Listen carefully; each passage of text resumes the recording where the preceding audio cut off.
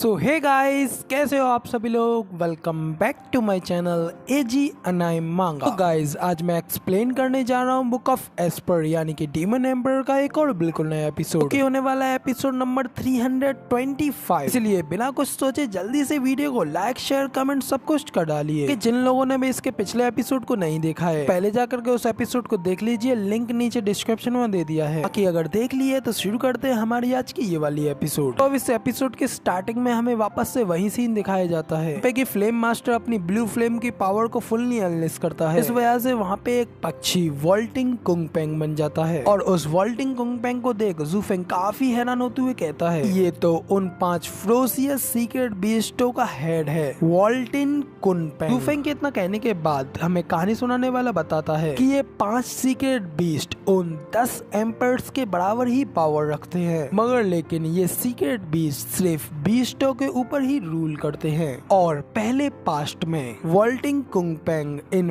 5 secret बीस्टों का head था। तो अब कहानी सुनाने वाले के इतना बताने के बाद हमें ज़ूफेंग को दिखाया जाता है जो कि ये सब देख अभी भी काफी हैरान होता है और अपने मन में कह रहा होता है कि इस वॉल्टिंग कुंगपेंग से मेरी आज की ये मीटिंग बिल्कुल ऐसा है जैसे कि मैं उन पुराने 10 एम्पर्स के साथ मीटिंग कर रहा हूँ और इस समय भले ही मैं वापस से अपनी डीमन एम्पर की फॉर्म और पावर्स के साथ आ जाऊं, तो भी मैं उन पावर्स के होते हुए भी इस वॉल्टिंग कुंगपेंग के सामने बिल्कुल एक चींटी जैसा हूं। और अब इसमें कोई शक नहीं है कि सभी के सभी बीस्ट आखिर क्यों मेरी इस अशुरा ब्लू फ्लेम को देख करके डर के घबरा जाते हैं, क्योंकि आखिर वो कैसे इस पूरी दुनिया के बीस्ट और एनिमल किंगडम के लॉर्ड के सामने किसी भी तरीके का रिवॉल्व करना चाहेंगे। तो अब इधर ज़ूफेंग ये सब सोच ही रहा होता है कि तभी फ्लेम मास्टर भी आगे बढ़ता है और ज़ूफेंग से कहता है कि सच में तुम 9 सैनिटीज के एक ट्रूली सक्सेसर हो, इसलिए मेरा तुम्हारे ऊपर अपनी आशा और होप रखना मेरे लिए बिल्कुल भी गलत साबित नहीं रहा। तो अब इसी के साथ अब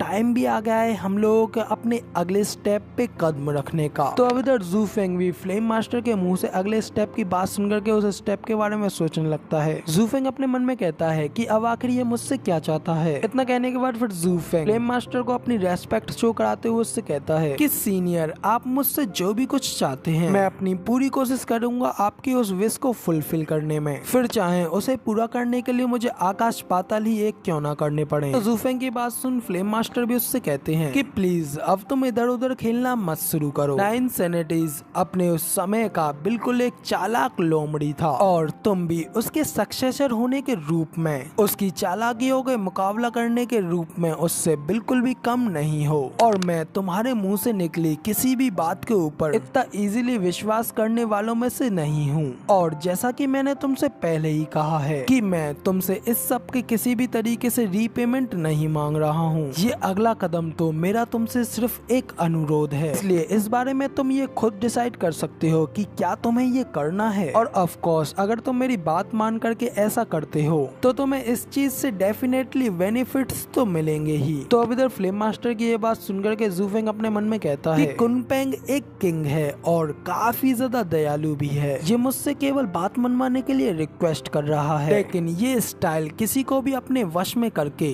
दूसरों से अपनी बात मनवाने के लिए सबसे ज्यादा बेस्ट सूटेड है, क्योंकि ये अच्छी तरीके से समझता है अगर मैं इसका ये काम अपनी पूरी इच्छा और ईमानदारी से नहीं करूँगा तो उसका खामियाजा केवल इसको ही भुगतना पड़ेगा। इन मामलों में कैरेट यानी कि गाजर ज्यादा उपयुक्त होगी, जिससे कि काम करने के लिए इनफ इंसेंटिव यानी कि प्रोत्साहन मिलेगा। इसका मतलब इसके अलावा इस कुंगपेंग की ये रिक्वेस्ट काफी ज्यादा कठिन होने वाली है, इम्पॉसिबल नहीं तो कम से कम बहुत ज्यादा डेंजरस होने वाली है। तो ये जानने से पहले कि इसमें क्या शामिल है, इसे मेरे लिए एक्सेप्ट करना मेरे लिए बिल्कुल भी अच्छा नहीं रहेगा। तो अब इधर ज़ूफेंग इस सब के बारे में अपने मन में ये सब सोच ही रहा होता है कि तभी कुंगपेंग यानी कि फ्लेम मास्टर कहता है कि तुम्हारी ये बात जान करके मुझे काफी ज्यादा अच्छा लगा कि तुम हर चीज के ऊपर विचार कर रहे हो, और ऑफ कोर्स ऐसा होना भी चाहिए। आखिर तुम उस चालाक 9 सैनिटीज के वंशज जो हो, सच में तुम उसकी बिल्कुल एक स्पिटिंग इमेज हो। तो इसीलिए तुम जितने ज्यादा इस चीज के ऊपर विचारशील होगे तो मुझे तुम्हें ये अपना काम सौंपने में उतनी ही ज्यादा अधिक आसानी होगी। हालांकि सबसे पहले मैं तुमसे ये पूछना चाहता हूँ कि क्या तुम इस बच्चे को मेरी देखभाल में रखना चाहोगे? तो अब इधर फ्लेम मास्टर की गू सेंगटोन को लेने की बात सुन करके गू सेंगटोन और जू फेंग दोनों ही काफी ज्यादा हैरान होते हैं। और फिर तभी जू फेंग फ्लेम मास्टर को रोकते हुए कहता है कि सीनियर यंग सेंग जी मेरा गॉड सन है, तो आखिर आप क्यों इसे मुझसे लेना चाहते हैं? तो तभी फ्लेम मास्टर भी कहता है कि सच में ये कितना ज्यादा रेयर है, दोनों ही पहली बार में एक दूसरे से ही इतने ज्यादा प्रभावित हो गए और यहाँ तक कि एक दूसरे की फैमिली भी बन गए, इसलिए सच में ये चीज और भी ज्यादा बेटर है। लेकिन तुम्हारे साथ जो ये बच्चा है ये मुझसे रिलेटेड है और मेरे इसको टीच करने से इसे और भी ज्यादा अधिक मदद मिलेगी। तो अब इधर फ्लेम मास्टर की बात सुन करके जू फेंग अपने मन में कहता है कि क्या ये भी इसे पाना चाहता है? तो इधर दूसरी ओर फ्लेम मास्टर जू फेंग से कहता है कि तुमने पहले ही लाइटनिंग कैनन में ब्रदर क्लिन को देखा हुआ है, मैं सही कह रहा हूँ ना? तो जब तुमने उसे देखा तो वो काफी पतला रहा होगा ना, क्योंकि कई सौ सालों से उसके ऊपर यूं ही लगातार लाइटनिंग थंडर पड़ती रही है और ये बच्चा केवल और केवल सिर्फ अपने पिता की मदद की वजह से ही वहाँ पे उस लाइटनिंग कैनन में सरवाइव करके जिंदा रह पाया है। तो उसे वहाँ से बाहर ले जाना और यहाँ तक कि उसका तुम्हारे परिवार में शामिल होना भी ब्रदर क्लिन के अप्रूवल के कारण ही हो पाया होगा। और तो अब तुम जानते ही हो कि मैं कौन हूँ, और चूंकि मैं और उसका पिता हम दोनों ही एक सीक्रेट बीस्ट हैं, तो इसलिए तुम्हें इस बच्चे को अपने पास से जाने देना ही अच्छा रहेगा और मैं उसका अच्छी तरीके से ख्याल रखूंगा। तो अब इधर फ्लेम मास्टर की ये सारी बातें सुन करके गू सेंगटोन काफी ज्यादा गुस्सा हो जाता है और उससे कहता है कि अपनी बकवास करना बंद करो, ये यंग मास्टर हमेशा से ही टियान्यू में रहा है, इसके अलावा मैं केवल 5 सालों तक ही लाइटनिंग कैनन में रहा हूँ, तो मुझे बताओ आखिर मैं क्लिन का बेटा कैसे हो सकता हूँ? तो ये सब कहते हुए गू सेंगटोन अभी भी फ्लेम मास्टर के ऊपर काफी ज्यादा गुस्सा कर रहा होता है, जबकि फ्लेम मास्टर भी ये सब देख काफी ज्यादा हैरान होता है। लेकिन तभी बीच में जू फेंग उनसे कहता है कि तो खैर बात ये है। इतना कहने के बाद जू फेंग फ्लेम मास्टर को गू सेंगटोन की सारी हिस्ट्री बता देता है, जिसके बाद कुछ देर बाद नेक्स्ट सीन में हमें कुन पेंग यानी कि फ्लेम मास्टर को दिखाया जाता है, जो कि सब कुछ समझ लेने के बाद जू फेंग से कहता है कि ओ तो अब मैं ये देख रहा हूँ, यहाँ ये सब 300 साल पहले था।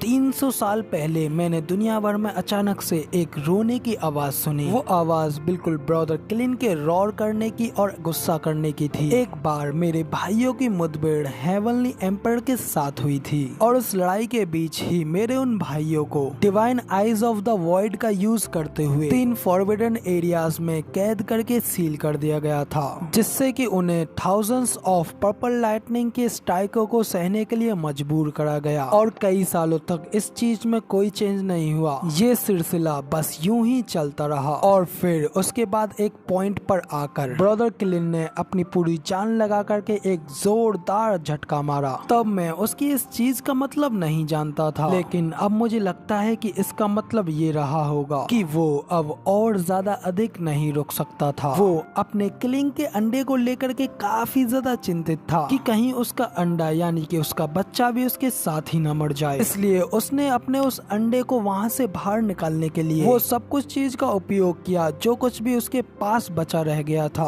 उसने अपनी जिंदगी की पूरी बची हुई ताकत लगा करके उस अंडे को उस लाइटनिंग कैनन से बाहर फेंक दिया और उसके बाद उस अंडे से तुम आए गू सेंगटोन, और यही वजह है कि तुम्हारे पास अब ना मदर है और ना कोई फादर है। तुम्हारे पास है तो सिर्फ और सिर्फ तुम्हारे पास है तो सिर्फ और सिर्फ इनक्रेडिबल पावर्स, बिल्कुल ब्रदर क्लिन की तरह ही तुम्हारे पास उसकी सारी इननेट एबिलिटीज हैं और उन 5 सीक्रेट बीस्टों में से कोई भी ताकत के मामले में ब्रदर क्लिन को हरा नहीं सकता था। तो अब इधर हमारा गू सेंगटोन अपने फादर की ये सारी स्टोरी को सुन करके काफी ज्यादा इमोशनल हो जाता है और फ्लेम मास्टर की बात मान करके धीरे धीरे आगे बढ़ने लगता है, जबकि वहीं पे हमारा जू फेंग अपने मन में कह रहा होता है कि अच्छा तो ऐसा है, मुझे आश्चर्य है कि इतने गैप के बाद भी और ये फॉर्मेशन इतनी ज्यादा परफेक्ट थी। तो अब इधर जू फेंग ये सब सोच रहा होता है, जबकि दूसरी ओर गू सेंगटोन धीरे धीरे फ्लेम मास्टर के करीब आ जाता है। तभी फ्लेम मास्टर उससे कहता है कि हाँ मुझे इस बात पर पूरा यकीन है, जब तुम लोगों ने इस ऑल बीस्ट माउंटेन पर एंटर किया तो मैंने अपनी उस ब्लू फ्लेम को महसूस करने के अलावा अपने ब्रदर क्लिन के ऑरा को भी महसूस किया। हम सीक्रेट बीस्टों की नाक हमेशा सही होती है, यही कारण है कि मैंने 3 हेडेड क्रो को तुम लोगों को यहाँ पर लाने के लिए भेजा था। मैं तुम्हें खुद अपनी आंखों से क्लियर तरीके से देखना चाहता था। इतना कहने के बाद फ्लेम मास्टर गू सेंगटोन के सिर को सहलाते हुए उससे कहते हैं कि बच्चे अब से तुम मुझे अपना अंकल कुनपेंग कहना। तो गाइज अब इधर फ्लेम मास्टर के इतना कहते ही यहाँ पे हमारा एपिसोड खत्म हो जाता है। तो गाइज वीडियो पसंद आई हो तो यार एक लाइक कर देना, साथ ही कमेंट करके ये जरूर बताना कि आपको हमारा ये वाला वीडियो का एक्सप्लेनेशन कैसा लगा, और ऐसी अमेजिंग वीडियोस को देखने के लिए मेरे इस चैनल को सब्सक्राइब जरूर से कर लेना। शुक्रिया एंड मिलते हैं किसी और नई वीडियो में।